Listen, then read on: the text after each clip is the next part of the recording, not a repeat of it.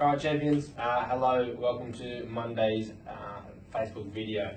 Okay, it's a beautiful day, keen as to get started. I'll make it real quick. I'm going to run over some goals-based planning today. Okay, something about goals today. Well, I've started a 10-week challenge with Next Gen Nutrition. Okay, a couple of the boys up on the coast, get amongst it. They're really good subs and great guys to deal with. And if you can jump on the challenge next time, it looks like it's going to be fantastic. I'm already enjoying it. It's only day one. Okay, so I'm sorry if I'm a bit hyped, but that's why.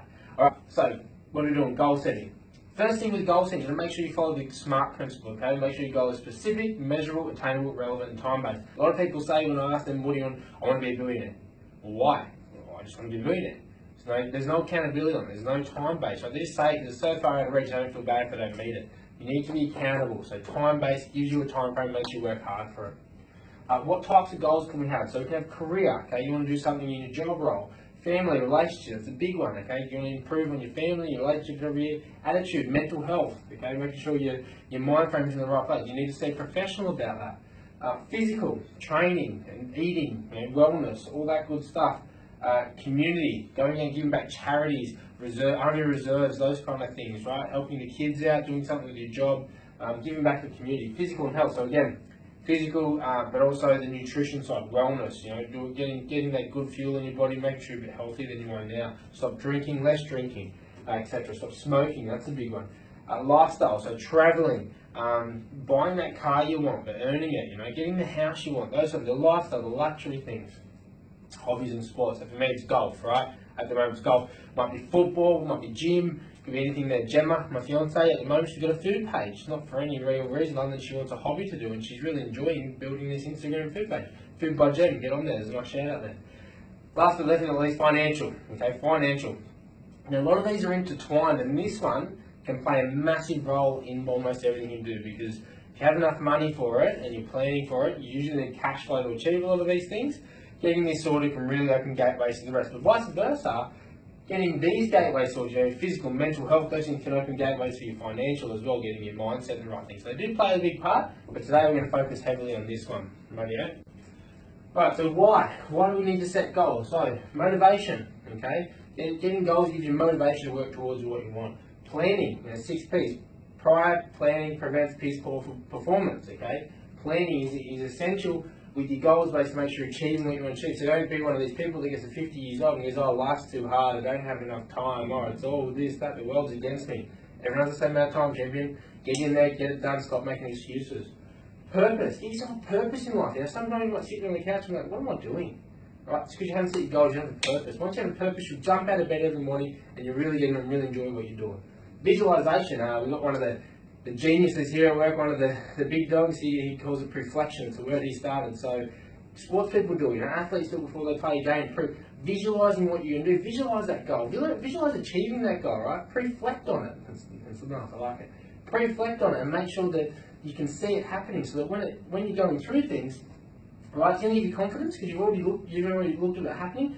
Big one, helps you with obstacle handling, like setting goals. When you visualize something, you visualize the good things, but you also visualize some of the bad things that might happen. So if they do happen, you already handle it in your head. So it's easy to get over, jump back, go to the next part. Okay, very important. Good sales technique, good in life. Then we go how. Okay, so I like to start with the big picture. Now, I don't like to start too big. Maybe a very ballpark. I don't want to retire at this age and probably need roughly this much money. But things change. So 30 years, that's a bit far. I like to go 5 to 10 years. Okay, where am I being 5 to 10 years? That's a long time, right? That is a long time, but it happens pretty quick. So 5 to 10 years, where on the beach. If you're coming into retirement within the next 5 to 10 years and you ain't seen someone, that's a big one. Your parents are doing it, send them to go see someone, right? They've still got time, but once they get within that 5-year mark, they're going to struggle, okay? Retirement's a big one. That's why I get a lot of the Gen Ys, people our age, my friends, get onto your retirement early because it's quite simple once you're ticking the boxes early. If you wait till 5 to 10 years out, good luck, champion. Alright, medium years, 1 to 5, okay? So that's okay. I want to get married, I want to buy a house. But planning that shorter term stuff, right? But it's still medium, still not immediate. You don't need to get too detailed on that stuff. This is the big one, short term, up to 12 months, okay? Focusing on the little things. So I put up a post on LinkedIn today about small holes or small leaks can sink big ships. So we put a positive spin.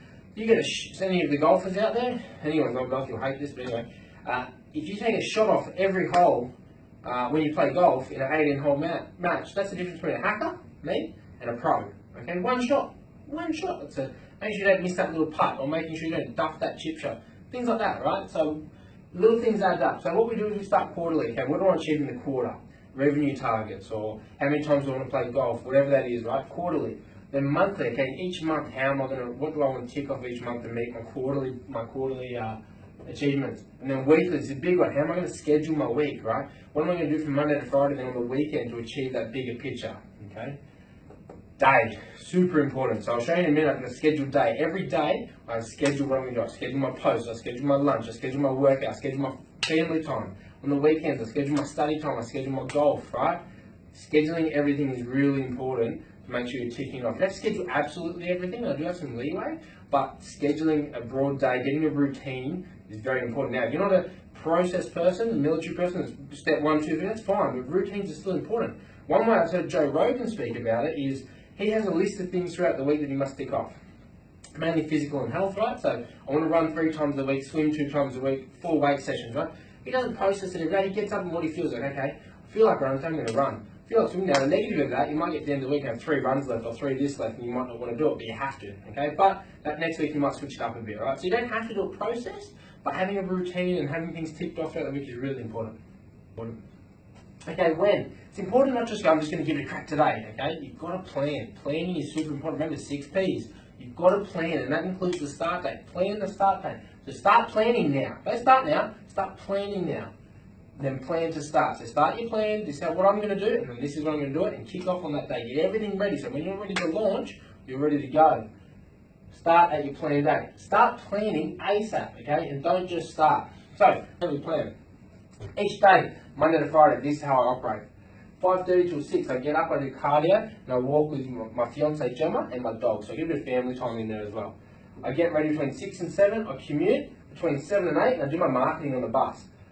Between 8 and 9, I prep my day, and I get my emails done. Okay, that's super important. 9 to 12 is when I do clients, and I get my work done. Between 12 and 2, I've got gym and personal development. Okay, so that might be lunch, reading, but I'll definitely get my gym workout in there as well. 2 to 6, I get my clients again and working time. 6 to 7 is commute with the marketing again, so I get 2 lots of, I'm going to commute twice, so I get marketing in twice. Sometimes I might do some studying or some reading if I don't have much marketing to do, but generally it's always marketing. 7 to 8, family time. I don't miss this. Okay? I sit there for a full hour. Sometimes Gemma goes, don't you need to study? Right? Which is good on her. She's supporting me. But I make sure I get that full hour. If I get home late, I'll still get a full hour. That's the most important thing in the day to me. I know an hour's not a lot, but you can, really, that's a minimum for me, and that's what I can fit in. Because on the weekend, I fit in more. And now with the morning cardio, it's starting to get really good. 8 till 10 is my study time. So 2 hours solo study. And then I'll go to bed at 10 and rest from 10 to 10. Okay, so that's how you plan goals. There's some examples from me. I hope it helped. If you've got any questions, you need any help, people say, oh, I'm giving a lot of value, a little bit of content here. People go, why are you giving it away? I'm not giving it away. This is stuff you should have done before you come to me. Okay, I've got so much stuff to do with money, investments, organising your financial future. And that's what people say, well, I can read Barefoot Investor. That's fine. That's the stuff I want you to do before you come to me. Okay, because I've got a lot of things to do.